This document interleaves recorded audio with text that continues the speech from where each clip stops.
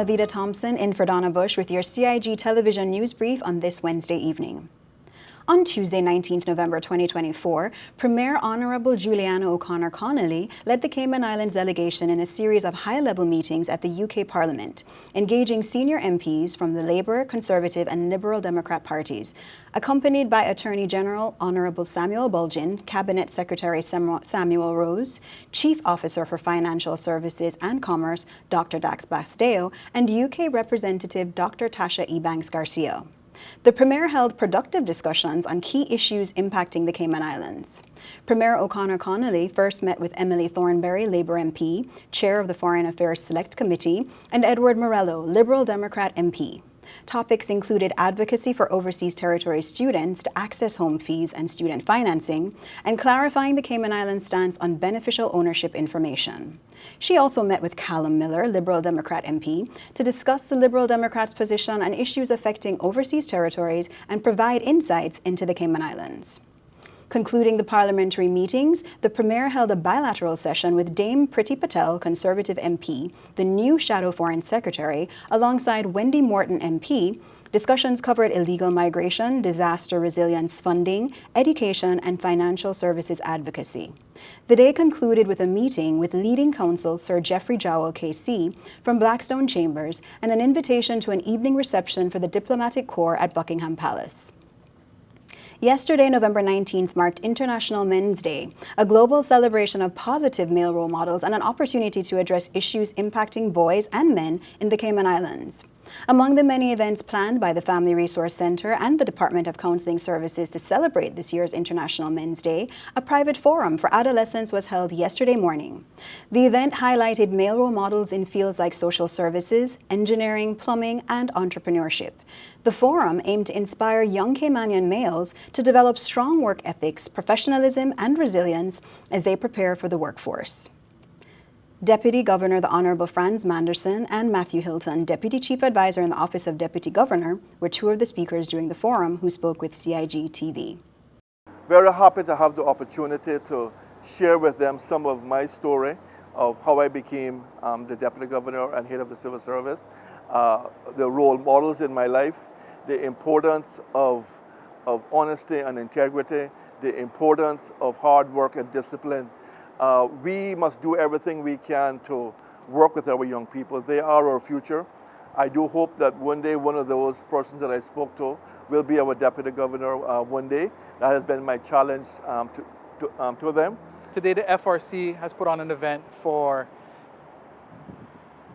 creating a connection with positive male role models and up-and-coming young boys who would need to see that in their life. I think that this is actually an amazing initiative to celebrate Men's Day, but also just to celebrate men. I think that we don't do enough for men, and the young men are suffering in many different ways. I think that we are struggling to find our identity, to find out who we are, and we live in a society that doesn't understand how to teach us that, and it's constantly being redefined. So I think it's important to have men who've accomplished and who've went through that, who can share that knowledge with the up-and-coming young men, because they have it even harder than we had it growing up because of the unique challenges that they're facing due to different things such as social media, changes in policies, and different things that directly impact them, cultural shifts in terms of how men are viewed. It's very different today than how it was before. I think that we've made a lot of advancements in that area at the same time, so I think that's a good thing, but I think we need to find that balance now in looking at that identity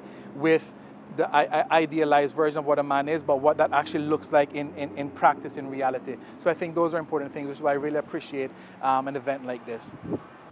The Family Resource Center hopes that this new generation of resilient, well-rounded and eager male professionals will give back to their community and one day possibly become positive male role models themselves. Other activities included a dress-down day at the Government Administration Building on Friday, 15 November.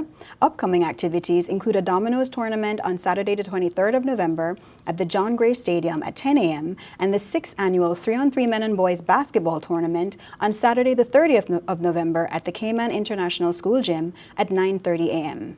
To learn more, visit the Family Resource Center Facebook page.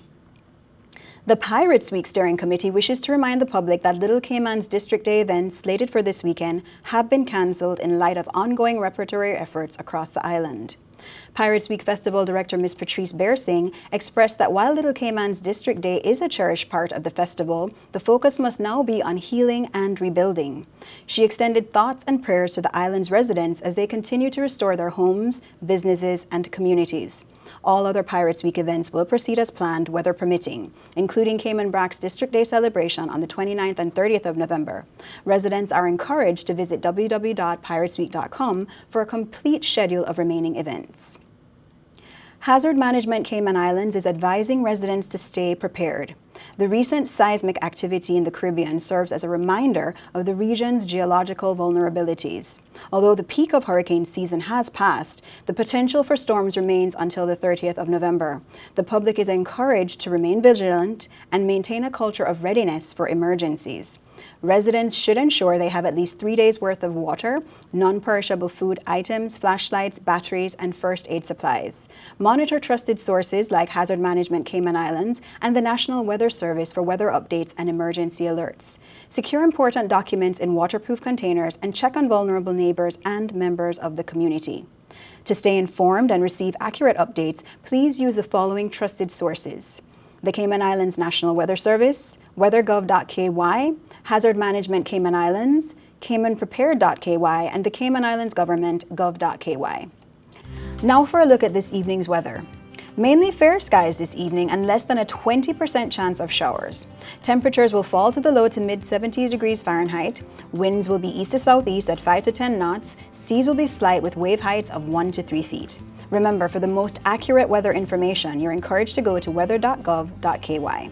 We encourage you to like, share, and subscribe to the Cayman Islands Government's YouTube channel for the most accurate local government news. I'm Lavita Thompson, in for Donna Bush. Have a wonderful evening.